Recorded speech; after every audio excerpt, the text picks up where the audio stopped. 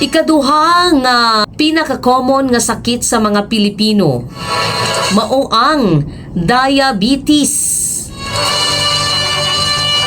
Kung ikaw nakatagamtam na og mga panakit-sakit sa imuhang kanang mga kasukasuan or kanang gapaminhod daw ang imuhang lawas, always nga ginauhaw, perminti mangihi, unya nagkaniwang, magpa-check up na gyud ka kay basin og diabetes na, basin ba og diabetic na ka.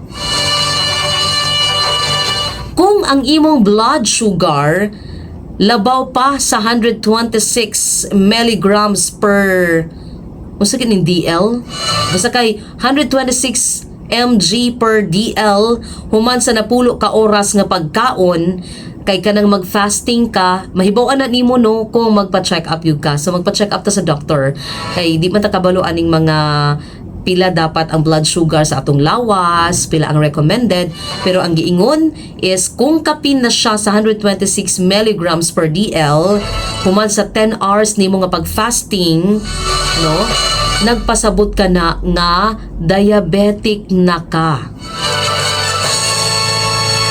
So, unsa may buhaton para nga malikayan magka-diabetes?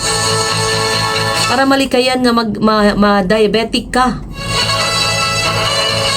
Likayan ang duha ka butang. Unsa man ni duha ka butang ang dapat likayan? Likayan ang pagkaon og mga tambok og mga tamis nga mga pagkaon.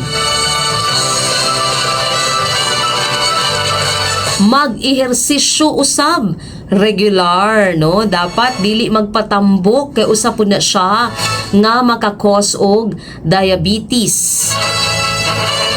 Dayon, depende po sa taas sa imuhang blood sugar. Kung unsa katason ang imong blood sugar, no? Aduna manggoy mga baratuhon ra, naapoy mga mahalon pod nga mga tambal sa diabetes sama sa metformin o glyclazide. Kay ingon pa ni Dr. Willie Ong, kung dili daw nimo makontrol ang imong blood sugar, mas mapapaspas daw ang pagdaghan sa komplikasyon. So dapat gyud para nga dili mo complicate ang imong sitwasyon, dapat gyud ka nga magpa-check up sa doktor ug likayan na ang pagkaon og sobra ka mga tambok nga mga pagkaon, sobra ka mga tamis nga mga pagkaon para malikayan magka diabetes.